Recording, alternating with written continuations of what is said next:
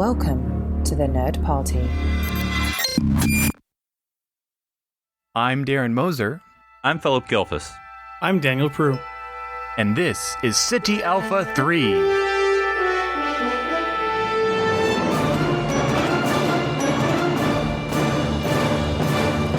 Hello and welcome to City Alpha 3, a Star Trek podcast here on the Nerd Party. I'm Philip Gilfus, joined by Darren Moser and Daniel Prue.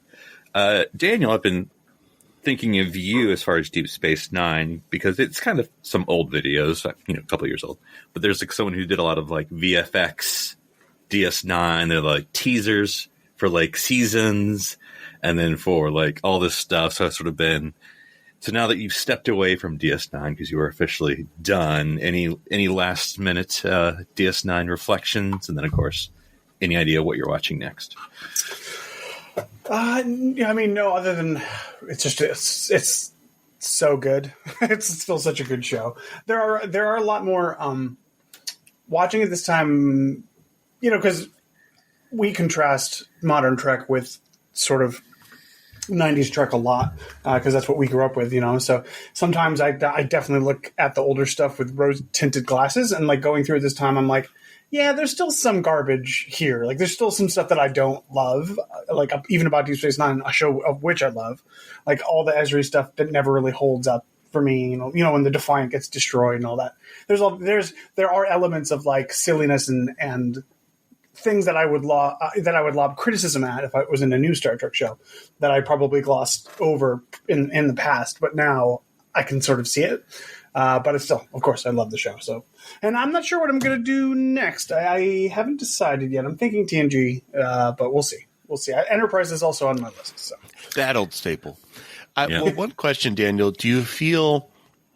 I mean, it's almost meta at this point, but do you feel that one of the does it come down to like 26 episodes versus 10? Do you think that's a major factor in?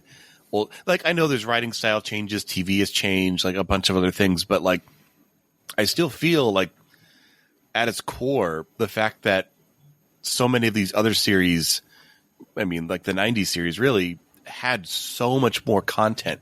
So they had the ability to have, okay, out of 26, if 5 of them kind of didn't hit the mark, or you have, that was kind of silly, or, oh, why is it a dream? They could experiment with things. But if Discovery had 5 wacky, weird, episodes out of 8 or 10, that's like half the show. Do you think like that's kind of a factor of it? Yeah, at least to a small degree. And I do think it is a just different style as well, because like you say, even though like Discovery and Picard and all that, like they only have 10 or 11 episodes or whatever, but that they are telling a different type of story where they are so hyper focused. Even if it was if Discovery season 2 was a 20 episode season, I still think they would be like super laser focused on the one thing anyways. I don't know that we would get all that sort of filler stuff that we did back then. And the thing about that filler stuff, like in Deep Space Nine or TNG or even Voyage or whatever, a lot of it is missed, but we get like a lot of really good stuff from it too. So for example, we'd never get a baseball episode. I was just thinking, what's the magic number between 10 and 25 where baseball disappears? Like That's 20? exactly right. Yeah. 15? Are we losing baseball then? When are we losing baseball? Which is interesting because, and I totally agree with baseball, because I was first starting to think like, oh, would we have lost something like Far Beyond the Stars, where all the actors play differently? But we don't, because we get that kind of an episode in Strange New Worlds, where they're all kind of like, so those that makes it through that, like you said, between 10 and 26. Where's the magic, X fall off number? Wear. Yeah, I think we're going to lose things like Jake and Nog have to do this crazy trading scheme to get Captain Sisko's desk back. I think that's going to the drop Magnificent off. Ferengi. Did you get that? Oh, I don't want to lose that. That's the thing. I would not want to lose that. It's like it's the ones you don't remember that are the ones that would be okay to drop. Right. Like Muse, O'Brien is a spy episode. Oh, it's like nobody cares about that. So I think I know my next topic. I'm going to pick some seasons of classic Trek, and we're going to have to whittle them down to 10. To 10. Oh, okay. That'd be tough, yeah. So, now, granted, we're going to have to, and who knows, maybe we're going to throw in a bad one or two because it can't all be great. Maybe it can. I don't know. But, yeah, so we have to give... I know it's retroactive, and I know, we can pick and choose, but still, reducing, season 4 of TNG down to 10, that's going to be really tough. We're losing family. We're losing. You can't lose doesn't matter. You don't learn anything from it. If you just take the second part of Best of Both Worlds and Family, that's 2 right off the bat. But I mean, hey, like I said, we'll get to that. You just end the cliffhanger and it's never addressed. All right, that's how we're starting season 4. We just start with Family. Off screen. It's over. Somehow Picard was saved. Where'd Gillico go? I don't know what. Am I missing a tape? Did something go on? You're checking your VHSs. Wait. All right. Yeah, no, that's good. Yeah. And it's interesting because, which is going to be its own topic, but briefly, because, Discovery and Picard, love it or not they're heavily serialized, which Strange New Worlds is more episodic. No, it's not 0, but it is if you're doing your 10 episodes, are we doing... Because if you're telling a story, 10 episodes, because we complain all the time, they take forever to get to the point of the story, and then we're on episode 9, and this is the reveal, and you're like, and then Strange New World's taking its time. I mean, again, we'll get to it next week, but maybe Voyager might be easier because Voyager was a little more we just pick all the ones about going home. But I don't know. I don't think it's going to be that easy. Derek, we needed 28/7 episodes. I mean, how do I know more about her? Well, now you can watch Picard and any future Star Trek. So we're going to be we need to whittle season 7 of Voyager down and take out all the 7 episodes. It's boom, done. There's 5. All right, Darren, what about you? With the VFX YouTube, and I forget if it's the same person for watching a bunch of different people, but they also did some videos which are funny, but they're making a point, I suppose, editorial point. One was Into Darkness, which I just watched. They did that scene of where the Vengeance pops in on the Enterprise and they chase, and then there's phaser them out of the warp thing, and they make it the movie Constitution class and the big Excelsior. And it's this menacing Excelsior. It looks really cool. I'm not going to lie. Yeah, because that's true. The Excelsior never caught up. It was and it just, didn't quite make it. So, yeah, no, I've seen a lot of those, not just that channel, but there are other channels that have just little clips. I've seen one where they kind of reconstructed the Battle of Wolf 359 because we never see it. So they kind of enhanced it and brought in other things. I'm that was kind of cool. But a lot of it's just single shots, cool flyby nebula, and they're just kind of playing with their 3D render and just seeing if they can do it. And I'm that's kind of cool just to enjoy that. And what was one you've seen that folks would enjoy? And again, I'm sure it takes this stuff hours and hours to render and all that. But anyway, it was Picard season 1 ending with the fleet, and they made it ships you could recognize. So it's the Enterprise E and the Voyager or the Intrepid class. And it's all you can see ships. It's not just copy paste. Well, and like I'd said before, I just watched First Contact. And so I was paying close attention every time there was a shot of the cube and all of the ships around it. Because I remember this was kind of back then in 96, this was very new, a lot of new classes. We got 3 new classes, and they were showing up in video games, and it was the Saber, the Akira, and the Jaeger? No, it was the Steam Runner. Those are the 3 new ones that they added. And so I'm looking for my ambassadors. I'm looking for there was one. I think there is one, but I couldn't see it.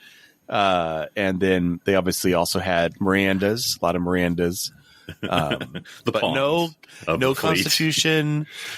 Maybe there was one Excelsior, but it was pretty much those new 3, which I get, because they're new models that you could light and do stuff with.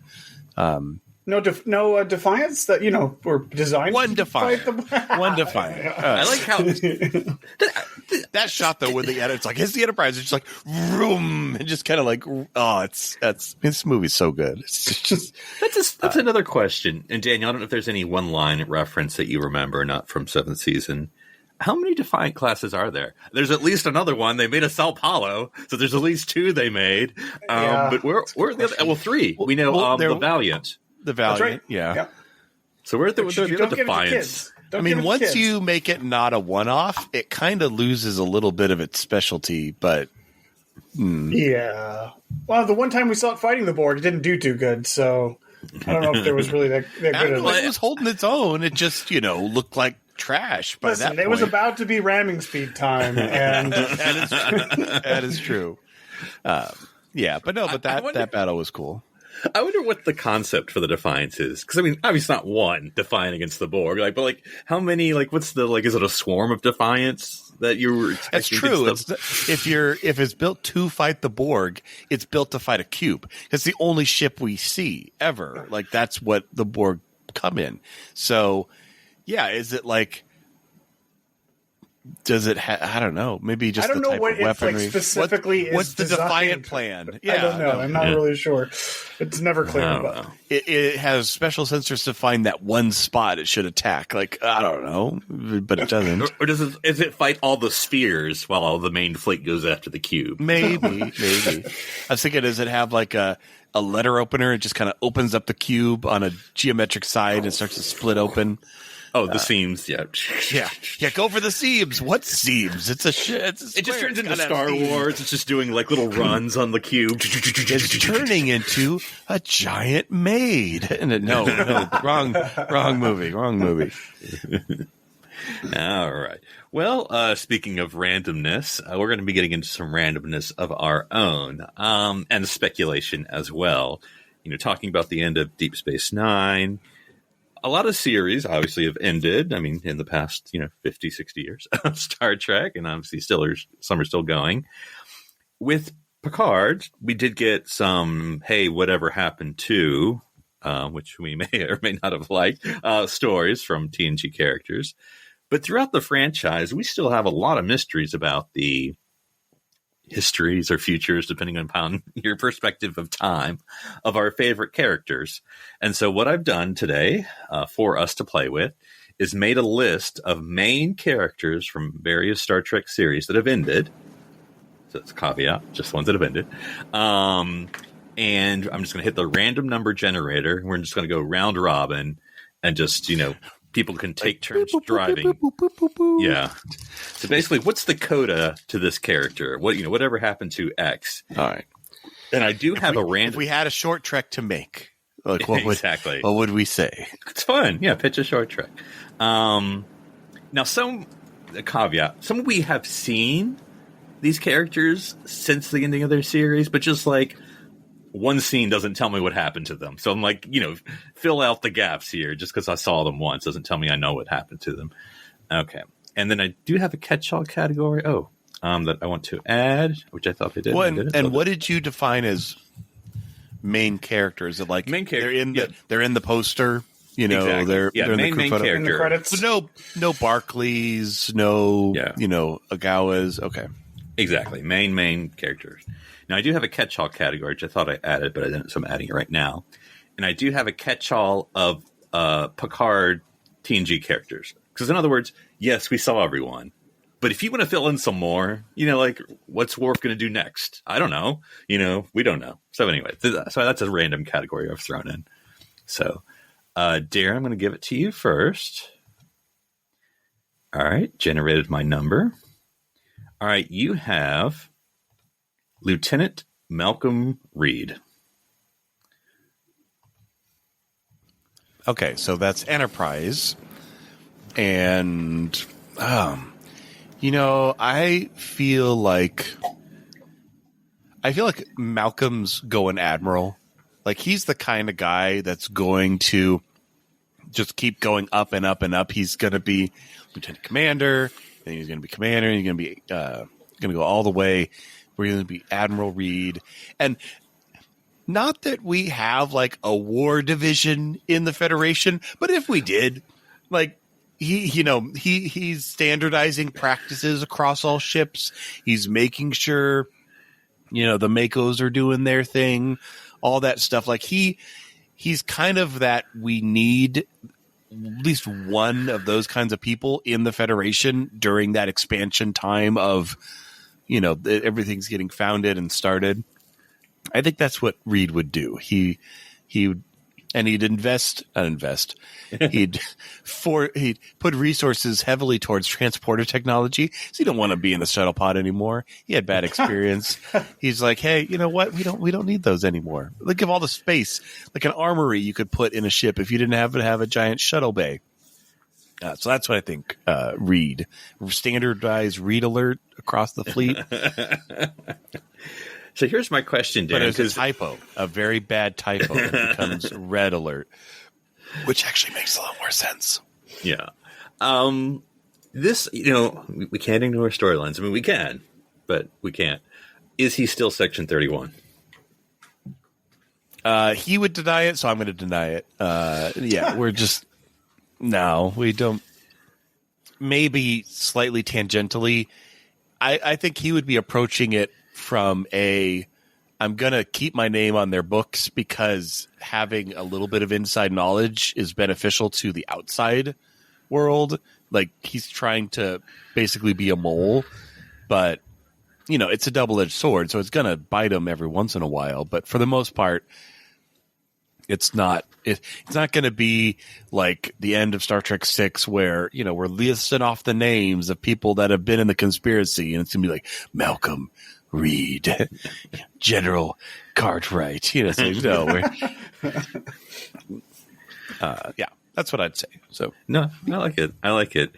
What do you think? Will President Archer give him any special position, or just let him? Oh, President Archer's going to be riding him so hard. He's going to be like, "Hey, no," but not in like a mean way. He won't shut up about the old stories of the old. Like, Reed, remember that time? He's like, "Sir, please, we have a long list of things to get to today." You wanted me to kill you because you had that mine through your leg outside in the hole. Remember that? Yeah, remember it's always about the leg, Malcolm. Always about the leg. What? I know we have zero concept of like the politics of that. But what position could he give him? Like that's what I'm saying. It's kind of. I thought you were going to say, is Malcolm even going to vote for Jonathan Archer? He's like, well, as a captain, but like he's not my politics, so I really don't. So I would say, that would be funny if he always brings that up. He's like, well, remember, sir, I didn't vote for you. Like, he's like, yeah, but you're in my cabinet now, so you're going to have to do what I say. No, I think like it would be one of those things where it's more in name, meaning it's like defense, Admiral of Defense. We all know it's the War Admiral. We all know we did it. Are you saying Malcolm started the Mars Defense Perimeter? Hey, there are threats out there. Well, Malcolm, there, like I said, we always need at least one person in the government who's like the paranoid SOB who's like, hey, we need walls, we need ships, we need defensive. Like, remember, sir, when you were you were in low Earth orbit in the Xindi weapon that was about to destroy the Earth. Didn't it get a little close for comfort? Just, imagine if that had been destroyed at Mars, per se, and then he pushes through his funding for the defense perimeter. So, but it doesn't go through, obviously. But yeah, that's what I would think, some kind of Minister of War, but it's not called that because it's the Federation. Homeland Security, Darren, we call it. Homeland Security. Pretty much, yeah. Homeworld security. That's what taking a page from Stargate is what they call it. I like it. All right, Daniel, I'm going to hit the button for you. Beep, boop, boop, boop, boop, boop, boop, boop. I know. Yeah. In post, this will all get added in post. Okay, just add it now. It's much more fun. So, Daniel, technically, we have seen this person since the end of their series, but it was just for one very animated episode. You have Lieutenant Tom Paris. Oh, okay, cool. So where is he now? Well, yeah, that's a good question. So obviously they have a family, right? They've got a daughter, at least. So he's with B'Elanna still. let's say they have one more kid, and we'll give them a son, just so they can have a. I'm really happy you're having a character who's been married and has a son be together after, because apparently that doesn't happen a lot of times in Star Trek. So good for you, Daniel. Absentee fathers, Cisco kids, Alexander. Wow, Picard. That's true. Yeah, that's right. Let's say I want to say they have another daughter. It's all daughters for Tom. Sure, that's the kind of thing he's going to have Klingon to. women. Yeah, well, he's just like quarter Harry. Klingon. I need to get out. We need to go. Nobody wants to watch somewhere TV for a with me. weekend. Yeah. I also get the feeling from Tom Paris that he isn't a career Starfleet guy. I mean, he was only in for like a year, and then everything happened with the Maquis, and then he was forced back into it. So I feel like when he gets back, They drafted me. He's not still in Starfleet. So maybe he just I don't even know, restores 20th century cars in his big old garage in New Zealand or something. What if he taught at the academy, which seems really not something he would do? No, I want him which to do makes something. it funny. I want him to do something civilian. Something. You know what he Okay. could do, Daniel? And I throw this out, and because this is yours, you can do what you want. Maybe he works for Geordi. Well, I don't know if the time makes sense. He works for Geordi at the museum, restoring all the. Oh, cool! I like that. Yeah, totally. I could totally see him doing that, and he doesn't have to. He doesn't have to be a Starfleet person for that. He can just be a civilian. He's in a spacesuit. I'm the best pilot you had. Now I'm picturing him in a spacesuit, cleaning the side of the Syracuse, and all of a sudden, ta-da, ta-da, and it's like the basil. He's like, who's taking the ship? What's going on? And he's trying to page Geordi, and he's like, what's going on, sir? No, I like that. That's I like cool. that. So he's on, and I would say he was instrumental in the moving of the starbase to another station. I like it. Because I think he could figure something out. He's like, hey, we slap enough warp nacelles on that thing, and my grandmother would be a rocket ship, or something like that. Maybe he would work with. O'Brien, who's the only other man to move a star. Something very station. large. Yeah, from one place to another. Dampening fields. That's the ticket. No, I like that. I like that thought of him working with Geordi on Mr. Paris. the space dock. Yes, It's just always Mr. Mr. Paris. Paris, He's not Lieutenant Paris anymore. He's just good old Mr. Paris. He gets to wear jeans.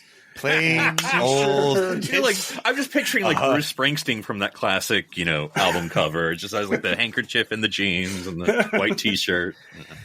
He's got a little bit of stubble. He's like, hey, you may knock it, Geordi, but it's got pockets, so that's funny. I need to see Tom and Jeans now working on some exhibit with maybe we didn't know it, but they brought along the truck, that they found in the Delta Quadrant. So he's got a little exhibit. It's 19th century truck located in 2353 in the Delta Quadrant. Let me tell you a story about that. He just rebuilds it from scratch. Yeah, that'd be cool. I know. He's helping with all the very accurate museum exhibits. Oh yeah, we wanted to save the Voyager. Oh no, it encountered a truck. I'll build it. I'll be back in a couple months. It's I think we should make this cargo bay just like it was for the Seven's chamber. No, it's an exhibit on the truck. That is what we're. That's the exact star date we're dealing with. So everything has to be. And then we really have to emphasize the time I did the racing. That was really, that was a vital part of our mission. You don't think the Delta Flyer should be here in the main shuttle bay? No, it's the Alice ship, because that was a wacky time. It was.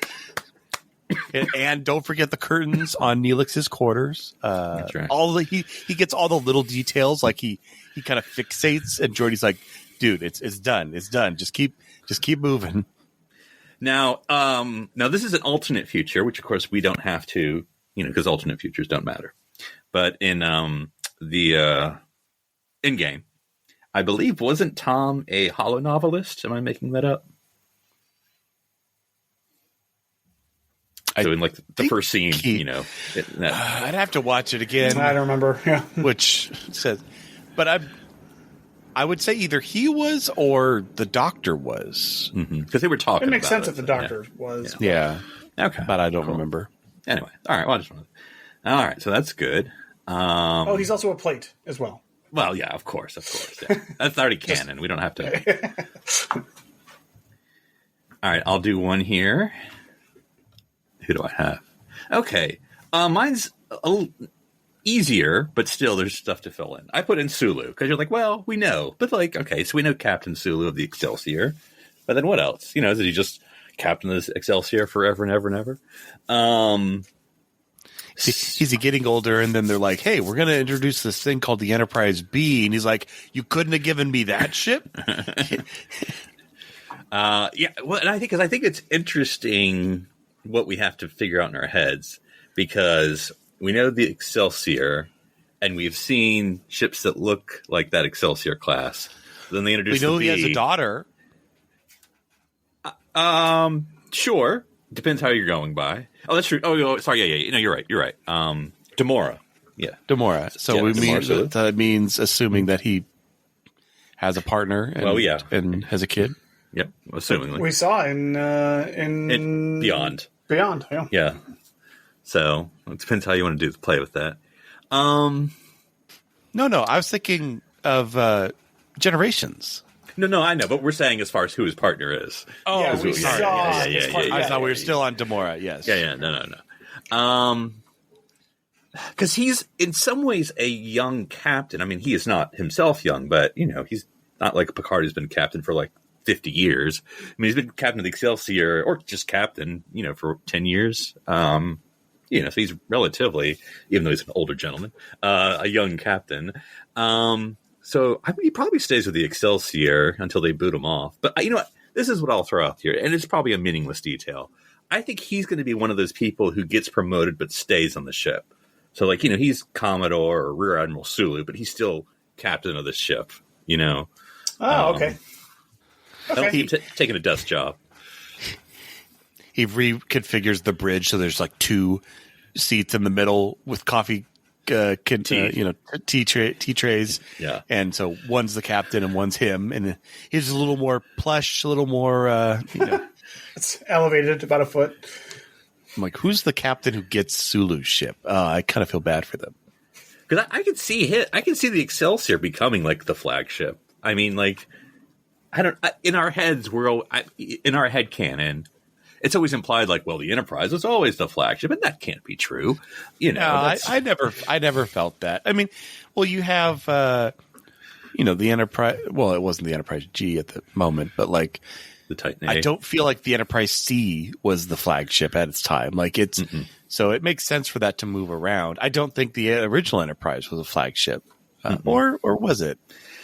It could have been, actually. Yeah. There were 12 of them, right? Isn't that some vague memory of 12 of them? Yeah. But anyway, I can totally see the Excelsior being a flagship for a spell. That makes sense. Maybe it goes in for a refit. I don't know. I'm trying to, but I mean, it's still the Excelsior. I'm just saying, what it looks extra, like. Extra decks on the side. Yeah.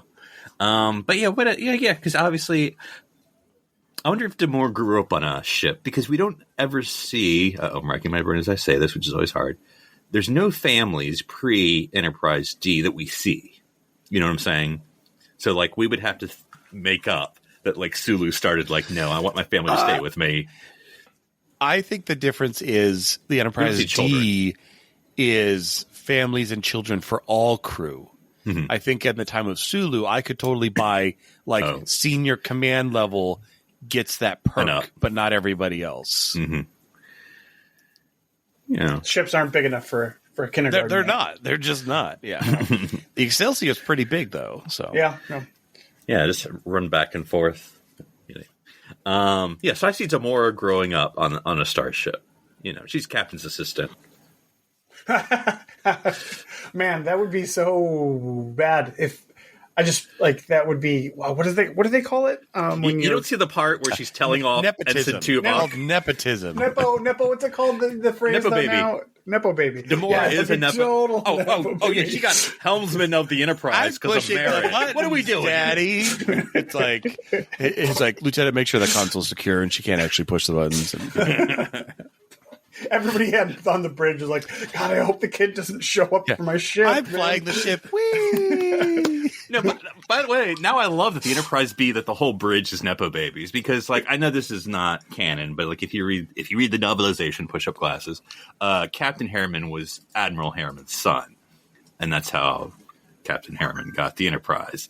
But I love like that whole bridge is just Nepo babies, like Sulu. Just everyone is their son or daughter of someone, some muckety muck. Which I could see. That would be funny. Because, like, and I don't mean this in a mean way, but, like, it's the first Enterprise from scratch. Because, the Enterprise, then you had the Enterprise A, which is really just the senior crew. This is the first, like, so it's a lush assignment. This is the first Enterprise from scratch crew. And so it's like everyone's pushing everyone to get that assignment. So. All right. So that's me. Yeah, Sulu just stays in, raises his family on the Excelsior, moves up the ranks until, I don't know, till the Excelsior ends, and then that's when he retires.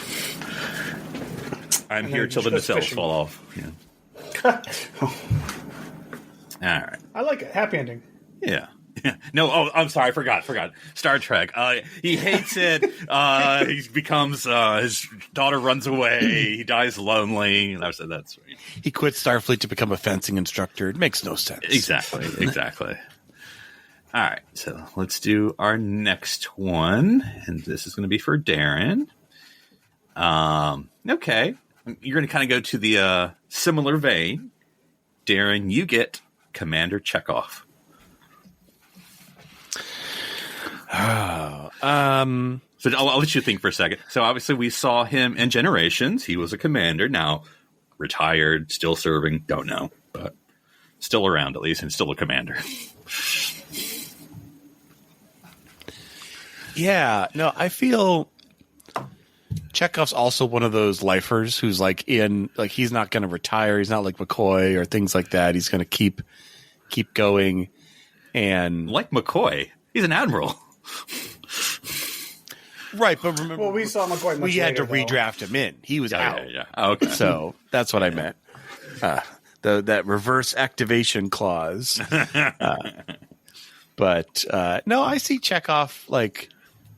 Well, he's a commander, so we've never seen him captain a ship, which you think he would by now. But I know. Is there a Russian ceiling we don't know about? Maybe we give him a station, because apparently commanders get stations. I like so that. Chekov is commander of K8 off somewhere. I love it. And he's really upset if you call it Kate. He's like, no, it's K8 in the Russian way, but. And he insists everyone calls him captain of the outpost, and it's a commander of an outpost. But no, the captain is traditionally what you call it. Whatever. Yes, sir. But he runs it really well, and it's off on the frontier edge. So it's kind of like a mini DS9. Has a lot of cool, crazy things come by, a lot of actions happening every once in a while. A Federation ship comes by, and it's an interesting time. So I think that's where Chekov went. Now, keep in mind here that we did get a little bit of detail in Picard about him. He has a son, who they named Anton. Oh, that's right. The who president becomes the president. Yeah. Wait, did we see him? Did we actually see him? No. We heard him. Yeah, they had Walter record audio. Yeah. And he's like, this is Anton Chekov. Turn off the fleet maneuvers for the love of God, or something like that. I don't remember exactly what he said, but basically that. Could it be like So he has a direct descendant station. Do we know this? I mean, could it be like a nephew 5 times removed? It says his son. It says his son. Okay. According to Memory Alpha, and according to Picard, the Last Generation. Okay. That'd be that would make sense though, because it's meant to be a son that's around Walter's age. So you have 2 generations, removed or not removed, but future technology keep people alive. Really old guy. I know the math's not quite mathing. 90 years old probably, but anyway. It's okay. Old people are.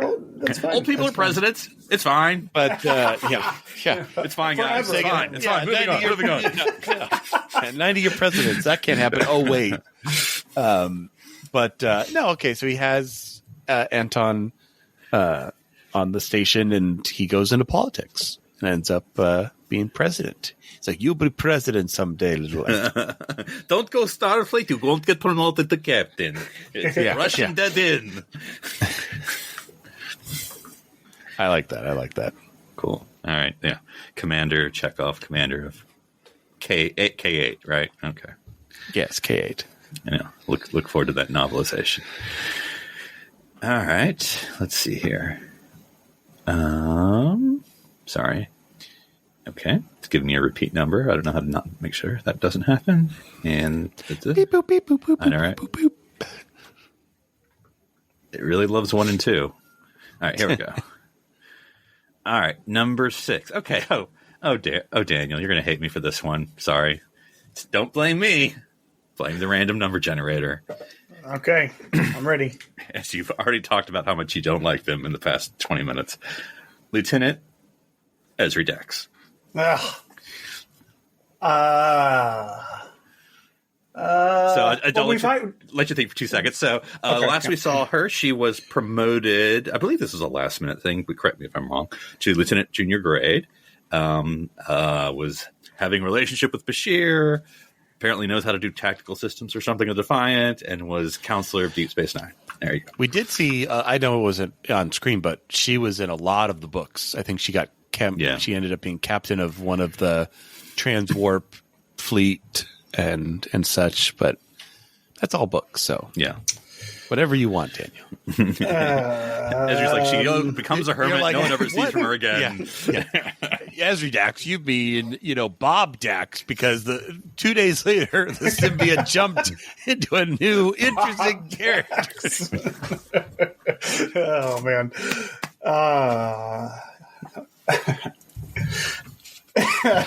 Bob Dax should be canon, I think, for sure. It's going to be the first human. Bob Dax, nice to meet you. The first human Trill symbiote is Bob Dax. Oh man, I honestly don't. I don't know. I guess she stays on Deep Space Nine, because there's a handful of people that do, right? Mm-hmm. Kira and Quark and Ezri, I guess, would be. Does Bashir stay on DS9? Yeah, I thought he got some. No, it's Miles. Miles that leaves. That's right. That's right. Yeah. Miles leaves. And then beyond that, I don't. She's still young. She could still be active and doing stuff. I don't know what she wasn't super rah Starfleet lady. So I don't know that she would stick in it for forever. I'm not really sure. I don't know. This one I'm actually struggling with. I'm not really sure what you do with her. She changes just because, we saw, whether it was because writing, but whatever. That's not how we explain it. It's in canon. Did see a change from first season later to integrating Curzon and everything else. So do you think Ezri will consolidate more and have a sort of evolve her personality based on the Daxes? Yeah. I think they tried to do that a little bit, obviously, when she first came on, how confused she was and nervous and all that sort of stuff. And that sort of fell off towards the end, but because it was only one season and they only had so much time, you can't really see too much of that change. I could definitely see her being much more confident later on than she was throughout the whole first time that we see her the whole season, but I don't really know what direction her life would take. Here's my question, and remind me of the circumstances. I think it was a little bit retroactive, but I just can't remember. Because she was junior counselor when she came, and I think Cisco obviously kind of got her to be assigned to Deep Space Nine. I don't think it would have happened naturally. But I didn't even know DS9 had a counselor, a Starfleet counselor. So we just we assumed there was one there the whole time, right? But now she is, I don't know, she is the counselor. She's junior, something. But regardless, do you think Kira, if she gets command of DS9? I don't know if Starfleet assigns someone new or if they just give it to Bajor. But does Kira need a Starfleet counselor? She's I mean, she's probably friends with her at this point. Yeah, so I could see her. There's just friends for that, and then there's stationed resources, Darren. Sorry, I have to let you go. Listen, I was just thinking that, maybe they didn't have a counselor early on because Commander Sisko doesn't have the clout to get a counselor, right. but Captain Sisko is like, boom, fill out the crew. Well, not only Sisko's role in the war is all over the place. Like sometimes he's like literally making all the battle plans and decisions, and it's like, wow, I didn't know you're just like a captain, dude. Like there should definitely be somebody above you doing these sorts of decisions. Adjutant Admiral Ross. And but anyways, yeah, I don't. She'd be fine just staying there for a while. I don't know what she would do after, until such time that Bob Dax was ready to the next Dax, the 15th Dax, canon. Bob Dax, yeah, yeah. Because I the storyline that she got was, I don't know if I want to be joined because obviously this was not a voluntary. Well, it was, but not a chosen voluntary happenstance. And then that season was just about her accepting being joined. But then, maybe she just it's like abdicating from the king. Maybe like she turns 30 and like, you know what? I'm good. No, I assume it's supposed to kill her, but I don't know. Maybe technology has changed by then. Yeah, I don't think you can just remove it. I think the idea is if you do, it kills the host. The host will die pretty much every time they separate. Well, yeah, because that was happening when that other trail came by and stole it from Dax, and she was going to die. Yeah. And then he didn't die, I think, because it was so quick that she hadn't had time to bond. Hadn't bonded or That's whatever. why Riker didn't die when he had the That's a different episode. We don't talk about that event in Trail history. This is the Northern Trail. We don't talk about the Northern Trail, the Northern Peninsula Trail. Yeah. I will say, here's this is the one episode where we see her family. And they're a very wealthy, powerful family. They own some big corporation on the planet they live on. And her brother commits murder to save the family, essentially. And that would be a pretty big scandal, I would think. So maybe after a few years of Deep Space Nine, she could go take the company from her mother and try to run it. Tendy? She's kind of sounding like Tendy. Oh, yeah, there you go. Yeah. I can see it. Yeah. I like it. Yeah, I like it. Because I think one of the best scenes from Ezri, there may be other ones, but one of the ones that keeps in my mind, because she starts off nervous young woman, da-da-da. But I remember one that is such like a left field perspective that really asserted herself was when she was talking to Worf, and I forget the episode, but it was like Worf's like, Klingon's honor, and Ezri's like, what Klingon honor? Look at the past few chancellors, Galron, Kempak, those, like, you tell me anything the Klingon Empire's done, like, she's like, she basically says you're living in a fantasy world. I mean, if you really believe it, then you need to be a reformer, because that's not the reality. Yeah, she cuts all the BS out of the whole Klingon Empire right there, Cool. All right. Well, let's do one last round here. Let me hit my number here. I got a hard one, but that's all right. I got Captain Tuvok. So, we saw Captain Tuvok for like 2 seconds in Picard. But beyond that, I'm trying to think, maybe I should have been Lower Decks and I just can't remember. But anyway, beyond that, we have Lieutenant Commander Tuvok at the end of Voyager, and then ... I mean, you Prophet, could say what happens between him after Voyager. It doesn't have to be after Picard. But. Yeah. Oh, yeah. Just filling in the gaps. I'm trying to remember what his role was other than just we wanted to have a cameo. Like, it's Captain Tuvok, but like, why is he talking to Seven? Like, he's just... Well, also remember, he was undercover in Voyager era. Oh, that's true. So he has a little bit of... Too. I'm talking about what fake Tuvok, how they introduced him. Like, why were they talking to fake Tuvok? The Changeling. Right. Because they were trying to find people that they trusted. They were going up to like the chain. Who's the closest? Yeah, like how high does it go? And they're like, oh, pretty high. So just because they may have said, and maybe I don't know if you want to look up Memory Alpha while I'm talking, and because since they didn't say what his position was, or at least I can't remember, he's not an admiral, so he's not like the dude. But as captain, maybe he's like assistant to the dude. Like so, like he's staff, chief of staff to the vice admiral of operations or something. So like, he's up there. He just doesn't, because he's wearing red, so he's not in security anymore.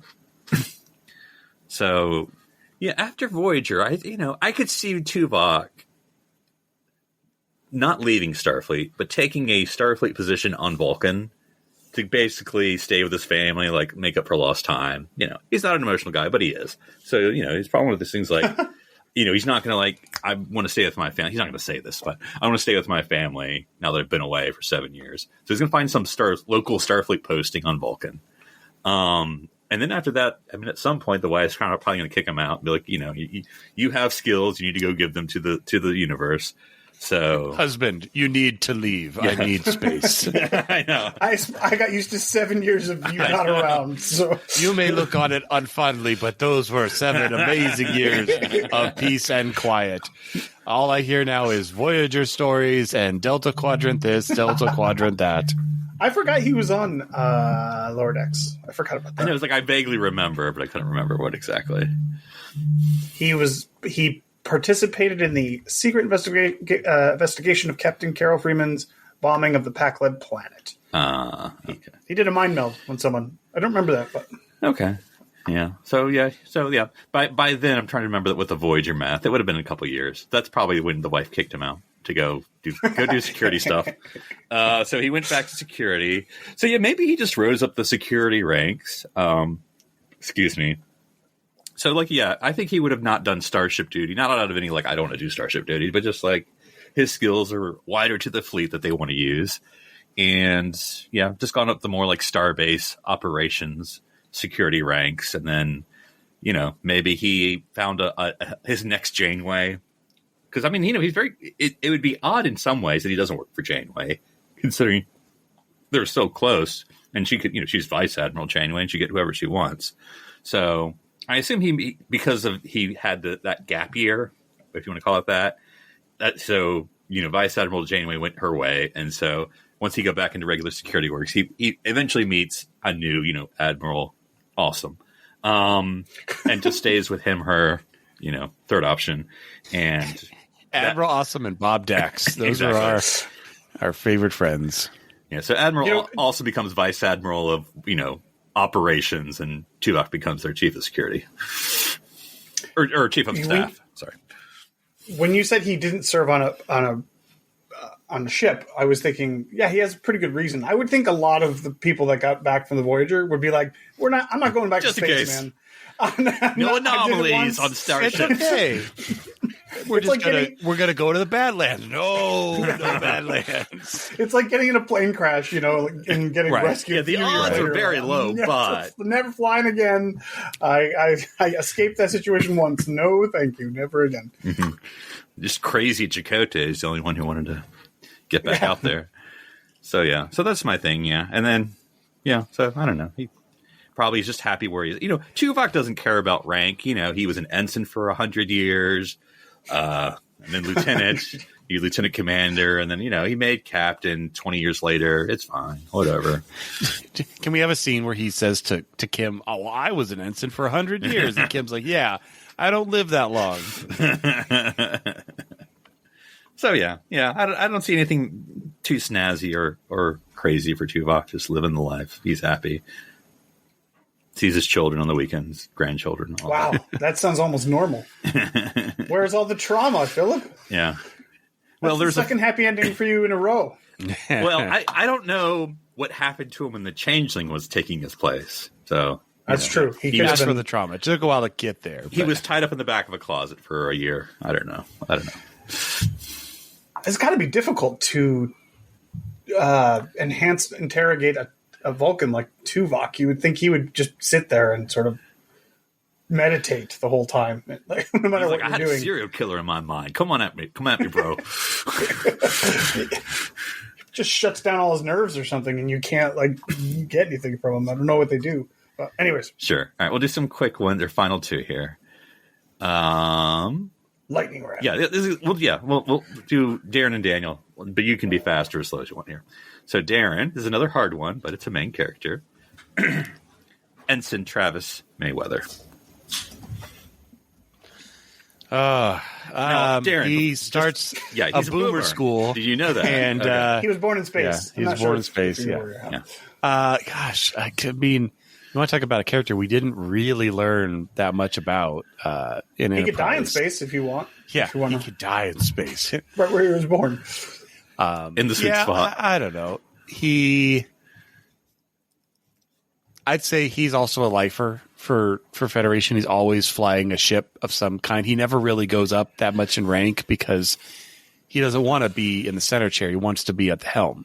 Like he has trouble delegating. So he's like, well, like they tried to promote him a little bit, and then he's like, he just wouldn't sit down in the center chair. He's always want to stand up. He's just there at the helm. Yeah, he'd always be pushing the ensign out of the way. It's like, well, let me do it. Let me do it. He's like, sir, I haven't logged any star hours because you keep taking the helm. But so I don't know. Just he seems like he'd always be that kind of person. And then maybe later we find out that he was an inspiration to Tom Paris, and Tom Paris like knew a lot about him and read about him in the past. The Mayweather maneuver. Yeah, the Mayweather. He made lots of maneuvers. How many of the what am I trying to think of? You know, when they're like evasive maneuver Gamma 4, like how many of those did Travis invent? Like, did he just? Well, the whole Gamma line is Mayweather's. It's Gamma 1, Gamma 2, Gamma 3, Gamma 4. Classic Mayweather. Yeah. They can all happen in maneuvers. Warp 5, but that's it. So yeah. All right, good lightning round. And Daniel, I'll let you do his fellow ensign Hoshi Sato. Oh, getting like the whole Enterprise crew here. I did a 15 and a 16 as my rolls. So,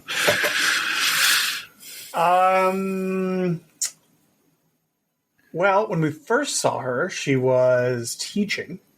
Yep. Let's go with that. Let's say she becomes head of linguistic studies at Starfleet. I'm trying to remember in Amera Darkly, the evil Sato reads the Prime Sato's history, and I can't remember what she said. Oh, really? Yeah. Because that's when she's like, "Oh, Archer, you want to know when you died," or something like that. But I can't remember. Yeah, I don't remember. I'm not sure. Well, yeah, I mean, her evil self is super important, but her regular self is just like a regular lady. With her regular lady story. Cool. All right. Well, yeah. So, yes, Sato has regular lady ending. All right. Well, that was pretty cool. Like I said, there was lots of untold stories. We did the Untold Story of the Enterprise C, now the Untold Codas to all our favorite characters. All right. Well, until next week, and to the continuing Untold Stories, I'm Philip Gilfus. I'm Daniel Prue. And I'm Darren Moser. Stranded here in an uncertain future on City Alpha 3.